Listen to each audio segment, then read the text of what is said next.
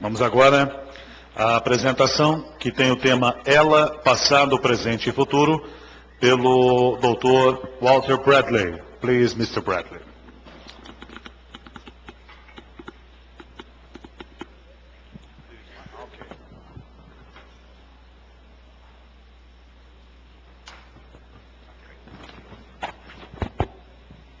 Well, good afternoon, ladies and gentlemen. I have this daunting task of trying to be the last speaker at this conference, and you have heard a large number of talks already. I wanted to make one comment before I start. Brazil has nothing to fear from the position of amyotrophic lateral sclerosis in the world. We've heard some wonderful talks, I think extremely good science, certainly state-of-the-art with regard to clinical care, management, diagnosis, and also with regard to AbrEla, its standing, and with regard to Instituto Paulo Contijo. All of what we've heard, I must say, impresses me as a visitor from the United States, that Brazil is out there certainly in the vanguard of everything that is being done in ALS. And I think you should be very proud. And Dr. Akari, as the leader of this, should receive, I think, a round of applause.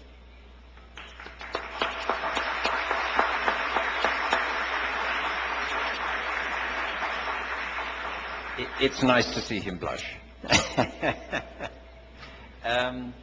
So what I've been asked to do is to talk about ALS past, present and future, and as I said, this is really a daunting task. By the way, before I forget, I want to thank the translators who have made my life here wonderful, and I'm most grateful.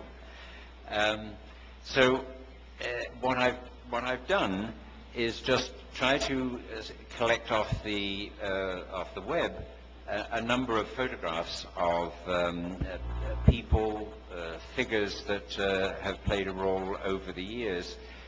The quality of them is very poor, but they allow me to say a few words about each of them with regard to where ALS began, what it's been like over these last perhaps 2 decades, which I will call the present, and to just think a little about what may happen in the future. So what happened in the past was obviously the characterization of the disease, was increased gradually over the decades from the beginning of the 1900s through the 20th century, of increasing awareness of the disease by the general population of countries around the world, and the formation of national and international organizations to foster that public awareness and also to foster research in these areas. So, as you've heard, Jean-Martin Charcot was the first really to characterize the disease, although it had been described a number of years before that, and in the decades that followed Jean-Martin's description in 1874, gradually the characteristics of the disease became more understood, and Gowers, an English neurologist who wrote a number of textbooks that were part of the educational system for neurologists in those early years of the 19th century, really brought together each of the very disparate forms of ALS that we see and said it's all really the same disease. So this is the past. Let's look a little in this transition between the past and the present. Famous people began to be described who had ALS, and you actually have seen several of these pictures before.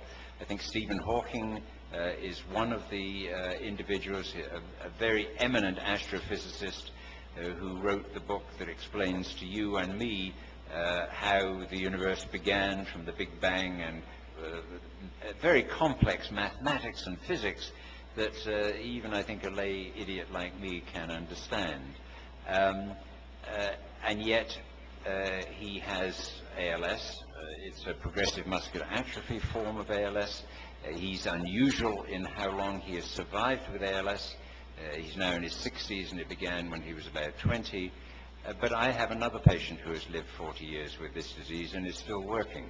So ALS can be very long and prolonged, and he's the example. And everyone always says, well, since he didn't die within 2 or 3 years, it can't be ALS. The evidence is that it is ALS. So Stephen Hawking was one. Lou Gehrig in the United States played a very major role in making Americans aware of ALS. He was a very prominent baseball player in a very prominent and public setting. In 1939, he retired from baseball because he could not any longer hold the bat. And among other things, what he said in his farewell speech, he said, "I am the luckiest man in the world." And to say that when you have ALS is a demonstration of the type of people that ALS patients are. It is now called Lou Gehrig's disease in the United States. Every time of the World Series of baseball, the movie is shown of Lou Gehrig's life, and people begin to be reawakened about the disease every year. Professor Gondijo in Brazil, I think, has provided a very major impetus to the public awareness. You know about the Institute. I was lucky enough to meet him on one occasion. He then communicated with me over a number of times. He was a very extremely intelligent man who could not understand how the world and scientists and physicians could not break apart this disease. He said there must be an answer. Every patient who has ever had ALS says there must be an answer. Why can't you find it? The research surely could find it. If we can use the usual quote is, if we can put a man on the moon, why can't we cure this disease? He wrote a fascinating book trying to bring together his own field of physics and mathematics, and to try to explain the interplay of energy and the nervous system, and how that must be the basis for the disease. We may, when we eventually find the cause of the disease, go back and look at his book and see that there may be more in that than we realize. So let me talk a little bit about the present, and I'm really going to talk about the last perhaps 20 years. This is personal selection. This is biased. Anyone who has their own favorite heroes who doesn't see them described, please come and punch my nose afterwards. But nevertheless, it gives me at least a pattern to be able to say a few things about each of the fields. So what's happened, I think, in the present era has been the development of national and international collaborations between centers that specialize in ALS. There have been, from these collaborations, the derivation, the production of diagnostic criteria, and you've heard about these, but I'll say a little word about them as we progress. There has been the development of protocols for how to look after patients in the best fashion. The American Academy of Neurology produced what is called the practice parameter for ideal care, and this has been a signpost for neurologists caring for ALS patients around the world. The advance in neurogenetics has produced an enormous expansion, both of understanding of basic neuroscience, but also understanding the neuroscience of the neurological degeneration of amyotrophic lateral sclerosis. New drugs have been developed, disease mechanisms have been investigated, and in this present era we have seen the development of the first journal that specializes entirely in ALS. And then finally, the work that I described to you, the turning back from neurogenetics, which has been for the last 15 years our real hope for the answer to the cause and the treatment of ALS, turning back to thinking about the environmental factors that have to be understood before we will really be able to find the cure for 90% of ALS. So let me go back then in history. Donald Mulder is still alive. Donald Mulder was a young neurologist who went to Guam with the American forces in 1944 when the island was recaptured, and found this high incidence of amyotrophic lateral sclerosis. He returned to the Mayo Clinic, he went on looking after patients for the next 40 years. As I have said to many of my patients, anyone who specializes in looking after patients with ALS is stupid. And of course that arouses concern in the patients and their families. So how could you say they're stupid? I said, this is such a terrible disease that to actually want to look after patients with this when you have a choice to do something else is stupid. On the other hand, we are very special individuals. We're all of us very caring individuals. I'm not speaking for myself, I'm speaking for all the rest of the community. And we're people who devote ourselves and become close friends with our patients and bleed with the families when the patients die. And Donald Mulder is the absolute epitome of this. Another person who played a major role in this was actually my mentor, John Walton, now Lord Walton, now 86 I think, still playing golf. He was involved not so much in ALS, but in defining and developing programs, both basic research programs, national organizations and international collaborations that dealt with neuromuscular diseases. So John Walton, I think, plays a significant role in the history in recent times.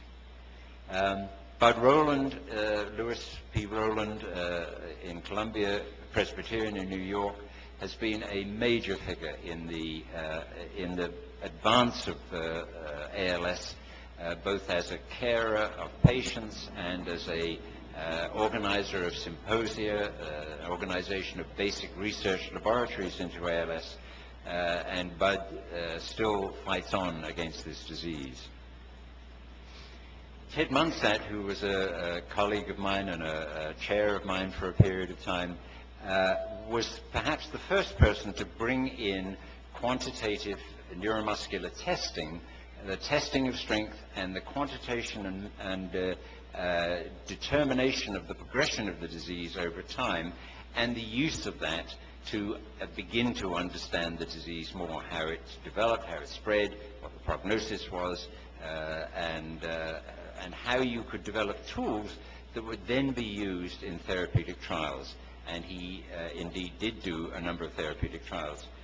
Ted is still alive, I'm glad to say. And also, I should mention there the development of books for patients and their families. He did and it's still a classic in explaining ALS to patients' families. The next thing that happened, and this has a history that extends until very recently, you heard Dr. De Cavallo talking about the most recent elaboration of the diagnostic criteria for ALS. I want to make the comment about why do we need these criteria. These research, and I use that, I then want to emphasize that word, these criteria were developed for research purposes, not for clinical purposes. Neurologists have always felt that they are good enough at diagnosing disease like ALS. They don't need these criteria specifically, but what you do need these criteria for is to do trials. Because if you have a trial of a drug for ALS, you want to be sure that you're putting ALS patients into that trial. If you put 25% of patients who don't have that disease, well, you're diluting the power of the study to be able to determine whether that disease, whether that drug works or not. The problem is that in order to get to the level of probable or definite ALS, it takes a longer time than it takes a good neurologist to say, I'm pretty sure this patient has ALS, and therefore these are more advanced patients that eventually go into trials at this moment using these criteria. And that's the reason for the repeated review of these criteria. So the first of the international cooperations to produce these research criteria was in ELA in Spain, and I'll show you a picture of that in a minute. There were then a later couple of meetings in just outside Washington in a place called ELA House, and then most recently what Dr. De Cavallo talked to you about. And Ben Brooks was the individual who took the lead in writing up all of our studies. This is El Escorial. That castle there is actually a monastery about 30 miles outside Madrid, and the cup on the right-hand side is actually what all of us as participants were given as a memento for this. This photograph on the right-hand side is of Airlie House, and that's Ben Brooks, who, as I said, continues to be a major research worker. The tamoxifen, for instance, that is now under trial, you heard he was the one who first started this and has been leading a lot of us to use tamoxifen. Another person who has played and continues to play a major role in ALS research, care of patients, but also the pathological and biochemical evaluation of this disease is Nigel Lee, who is professor of neurology in London. Nigel was the first person to discover the ubiquitinated inclusions, a terrible word, in the motor neurons of ALS, which taught us the beginning of all of this work on the protein aggregates in the nervous neuronal cells and their role in producing cytotoxicity and neuronal degeneration. So Nigel Lee then went on not only to look after many patients, but also to develop neuroimaging studies and basic neurogenetic research to discover the cause of increasing numbers of patients with familial ALS. You can't, in this current era, do a clinical trial unless you involve this man. Vincent Manager is the head of the ALS department in the Salpêtrière hospital in Paris, and Vincent has been involved in all of the major international multi-center collaborative trials since the first description of riluzole. And I remember him coming to the American Academy of Neurology meeting in about 1988 or 1989 and showing us the results of their initial study of ALS patients treated with riluzole, and us all saying, that's extraordinary, you look as though you've altered the course of ALS, and we really don't believe it. Most of us said we really think that this is not going to be true. It was true, and this is, as a result, the only drug which we have. And I'll say a little bit more about clinical trials in a moment. But Vincent Manager is another of these stupid people who goes on looking after enormous numbers of patients. I think he sees something like 500 new patients with ALS a year, the biggest in the world in terms of numbers. Bob Miller in San Francisco has also played a major role. He's a sort of an unsung hero. He's rather, many people would not say he was at the forefront, but he is undoubtedly at the forefront. He runs the Forbes Norris ALS Center in San Francisco. and looks after a large number of patients. But he has been involved in, he led the effort to produce the practice parameter for ALS, he produced the ALS care database, which produced a database of ALS patients very well characterized and followed serially, about 6,500 to 7,500 patients in a database which is then being culled for research purposes, and I've been involved in that as well. And goes on being involved in the Cochrane reviews of the literature of ALS. So Bob is a major leader of this field. Interestingly enough, he's at the moment on a fundraising bicycle tour, traveling, I think, 3,000 miles and 3 Mount Everests up and 3 Mount Everests down in this to raise money and awareness about ALS. Jeff Rothstein is at Hopkins. Jeff was the discoverer of the abnormality of glutamate reuptake, and therefore the person who really provided the foundation for the understanding that at least part of the degenerative process in ALS is due to excess glutamate producing cytotoxicity.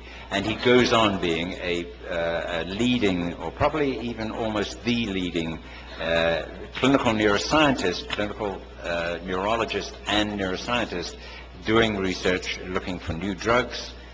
Fast drug development has been one of the fields that he's worked on. Stem cells is another field with collaboration with the Stem Cell Institute in Hopkins he works on, and has led our efforts to understand and to treat this disease, and continues to do so. Still a young man. Tipu Siddique came from India to the United States, is a clinical neurologist and neurogeneticist and in Chicago, and together with this man, Bob Brown, he and I have been mistaken for one another in the past. I am credited, I feel good about it, he's most upset about it, but Bob and Tipu both discovered superoxide dismutase gene mutations as the underlying cause for about 1 in 5 of the familial ALS. 20% of familial ALS is due to SOD1 mutations. And they have gone on competing with one another, interestingly, but they have gone on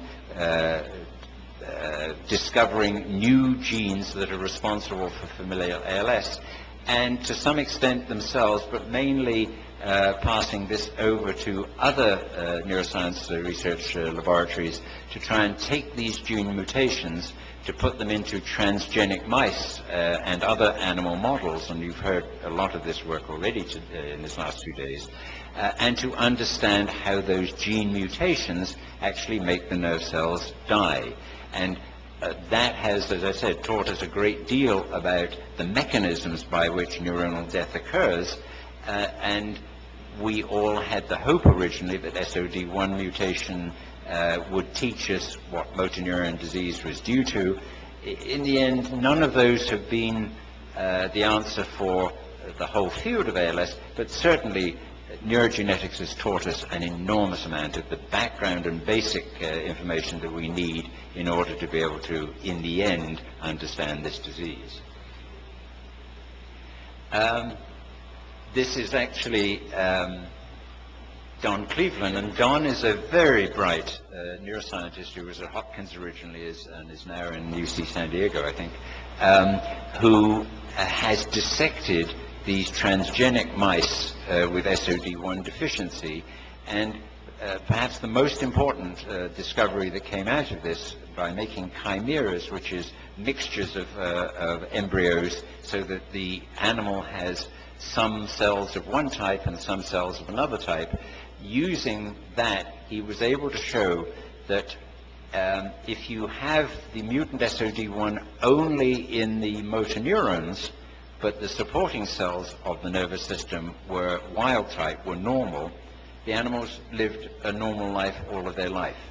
if you produce the converse, so that the supporting cells have the mutant gene in them, and therefore the mutant protein, but the neurons have normal gene for SOD1, then the animals live perfectly normally. And you only get the disease if both the neurons and the glial cells have the mutant protein in them. And that was, we used to think of ALS as being a motor neuron disease. Well, it is not a motor neuron disease, it's a nervous system disease. And it might even be more broad than that. And Peter Kaselitz talked today about the blood vessels, make clear that these diseases are much broader in their effect than the simple belief that it's only one cell type. Hiroshi Matsumoto was actually a fellow of mine at one stage. I think I learned more from Hiroshi than he learned from me, and continues in Columbia Presbyterian to see a lot of patients, to run the ALS Center. He has been the particular person who has led the field in the use of these animal models, particularly the SOD1 mouse, to do investigations of new drugs and then to bring those new drugs into the field of clinical trials. This is Andy Eisen.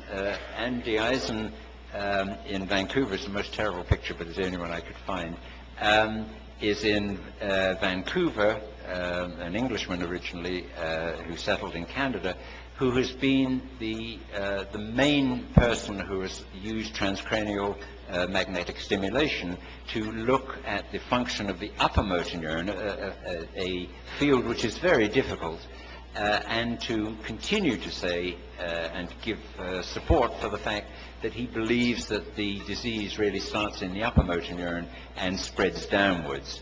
But his work has particularly dealt with the upper motor neuron field. And here is Michael Swash. Michael, a neurophysiologist, neurologist, who began to look after larger numbers of ALS patients in London, has now just recently retired, but started the journal Amyotrophic Lateral Sclerosis, and he's now handed on that to Orla Harding, who is the chair of neurology in Dublin. And this journal, I think, will continue to play an ever-increasing role in publishing the papers that we all of us are interested in terms of the scientific and clinical developments. And then Merit Sukovic, Merit winner of this year's Sheila Essey Award, and I'm going to be talking about ALS awards and prizes in a moment. Merit has taken the mantle, and with her colleague Jeremy Scheffner, in being really the major leader of multi-center collaborative research trials in ALS of new drug development. Now, the interesting thing, I wanted to make one comment about clinical trials really for the patients and their family members, but it's of help, I think, if you use this, if the clinicians who are going to get involved in clinical trials here in Brazil, you heard Francisco Rota talking today about there is really no clinical trial that Brazil has yet been involved in, one of these multi-center trials, and they're very important from the patient's point of view and the family's point of view. They give the feeling that at least they're doing something to fight the disease, and at least perhaps they're getting the opportunity to have the first exposure to the drug which is going to treat and perhaps even cure this disease. So clinical trials are very important. Brazil needs to get involved in them. But when you come down to talk to the patient about them, the patient says, so I'm going to get the drug, right? And you say, well, no, it's a double-blind controlled trial that will mean that maybe you've got a 50-50 chance, maybe this is a study that's designed so that you've got a 2-to-1 chance of getting the active drug, but you have a chance of getting placebo. So I don't want to get placebo, get me the active drug. And I say, I can't do that. Why can't I do that? There are two main reasons, one of which is that this is the only way we will ever find out whether the drug works or not. And the reason for that is that the placebo response is enormous. I think none of us really understand just how big the placebo effect is. Placebo effect means you're getting, it turns out, sugar pills, but you believe they're real pills, and what happens? And I was involved in a trial of gangliosides many years ago, injections given intramuscularly every day. It has a very big placebo effect. I had patients coming in who had not walked, some of the trials were in ALS, some of the trials were in ataxias, and I had patients who, with ataxia, had not walked for 5 years without Canada crutches, who came in without crutches and said, look, I can walk now, this is wonderful. I had people, we were measuring the strength of their quadriceps. I had people whose strength increased by 10 kilograms of force, and I thought, my goodness, it wasn't everyone, it was only some of them. I thought, this drug really works. And it wasn't until we broke the code that we found in those responders, half of them were taking active drug, but half of them were taking placebo. So the placebo and gangliosides didn't work, but the placebo effect worked remarkably. And that's one reason why placebo-controlled trials are essential. The other problem is that you need a very large number of patients in order to be able to get statistically significant results. I told you, ALS is or you've seen it here as well, is a very variable condition. Some people begin with bulbar involvement, some people begin with muscle atrophy, some people begin with spasticity. It's all the same disease, but if you try and do a trial in that, it is physically impossible to get a statistically significant result unless you use something like 200 patients per arm. And so that large number is required, and that still doesn't convince the patients. They say, yeah, I know, but nevertheless, let me get the active drug. And the only thing that really convinces the patients is the fact that we've had now three separate clinical trials that have shown that though the drug seemed to work in animal models, in humans, it actually made the patients worse. The patients who were taking the active drug did worse. The disease progressed more rapidly than the placebo group. And I think we're beginning to understand on each of those why it happened, but it doesn't matter. The drug may be detrimental. And every time one of those negative detrimental trials comes out, patients stop asking me, can I go on just the active drug? They begin to understand the risks. And then 2 years down the line, people start forgetting about that and want the active drug again only. So double-blind controlled trials are required, and Merritt and Jeremy Scheffner, Merritt's in the Massachusetts General Hospital in Boston, are really now leading the world's efforts in this regard. I talked to you about Guam. I talked to you about the BMAA work. I just wanted to show you a couple of the figures that were involved. Donald Mulder was one of them, but this person, Harry Zimmerman, Harry was a neuropathologist, neurologist who was the very first one to get into Guam and to see the high frequency of ALS. Len Kurland was a wonderful neuroepidemiologist who was really the king of neuroepidemiology in the world for a good number of years. Was at the Mayo Clinic in Rochester.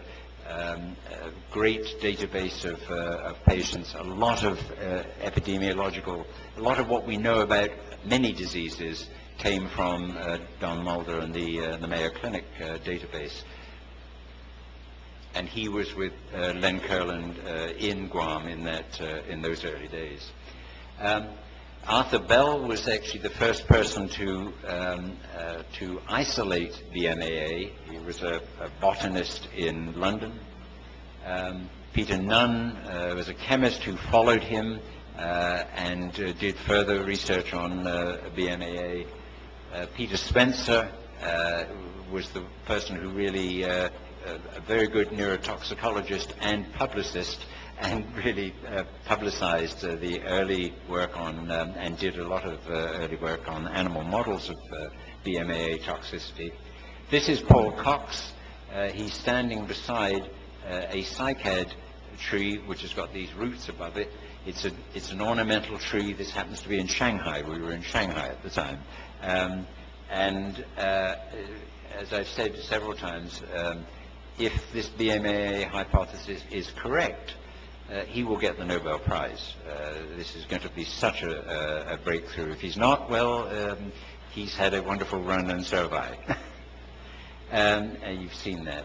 Now, I wanted to say a word before we move into the future about the role of prizes and awards in amyotrophic lateral sclerosis. In every field, we can start with the Nobel Prize and come down.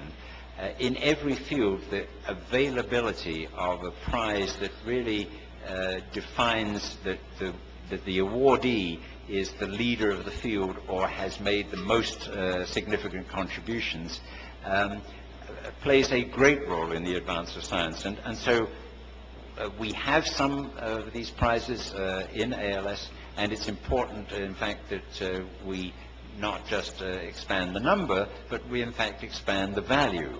For instance, Peter Kasselit was delighted to get what he got, but if you had $1 million, you'd have an enormous number of people the world around wanting to turn to do research and be able to get more money. So that's one of the messages I'd like to leave you with, is the need to fund these prizes, but also the need to fund your organization, AbrEla.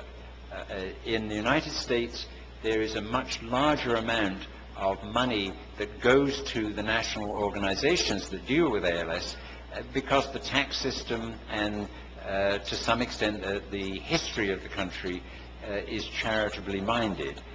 In Brazil, there is less of that, and yet there's just as much need for AbrEla to have the money that we've heard being used as there is for it in any other country in the world. So you need to take that message out. Much of the money that comes to the ALS Association in the United States, for instance, comes from families where somebody has died, and they don't say, in place of flowers, send money to the ALS Association. So in the prizes, the first one was the Ted Forbes Norris Award of the International Alliance of ALS.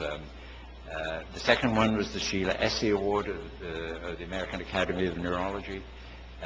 The Humanitarian Award, also from that organization. The Paolo Gondijo Award, I don't need to tell you anything about. You've seen the awardees, second awardee this time. And there is also the most recent one, which is the Prize for Life Award, which is trying to raise money with a very ambitious goal of giving an award of $1 million each year to an awardee. This is Ted Forbes Norris, a wonderful man who worked for the last 30 years of his life, I think, with ALS patients in San Francisco, and after whom the award is named. This is Dick Essie, with his wife Sheila, who died of ALS sadly, and Dick continues to be the major force for that particular prize. Professor Paolo Gondijo and his wonderful contribution to this meeting and to this prize. And then finally, Prize for Life. So these are important parts. Now, what about the future? The future is unknown, obviously, but we need to look and we need to dream. So let's think about familial ALS. We've actually heard some of this. The finding of new genes is important. We need to go on with that because we will discover new mechanisms of cell death, and maybe that will be the basis for understanding the broader field of sporadic ALS. The there is a need, as I said, to understand the actions of those new mutations. But perhaps much more important, because this is now happening, is the strategy of learning how to block the effect of those mutant genes. And this, the field of small inhibitory RNA molecules to block the synthesis of the mutant protein is already now in either planning or patients are being recruited for it. And so in about 2 years' time, we will know whether it's possible, for instance, to block and prevent the development or worsening of familial SOD1 ALS. And that's going to be very exciting. They're very technologically challenging.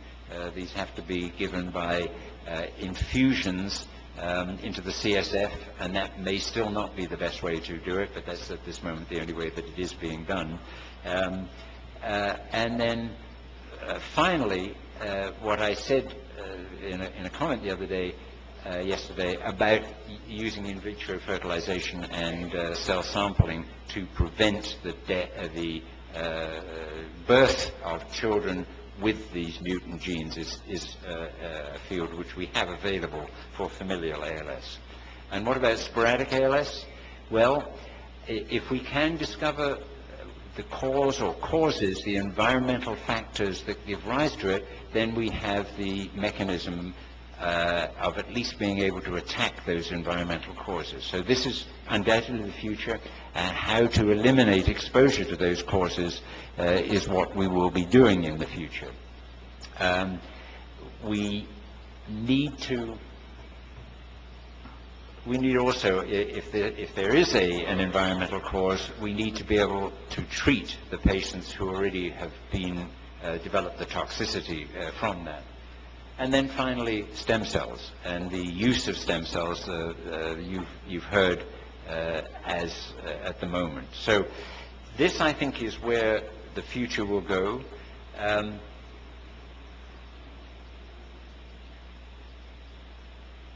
this is where we all hope the future will manifest for us, the cure of these diseases. And that's why we're here, and that's why you continue to fight, and that's why I continue to fight. Obrigado.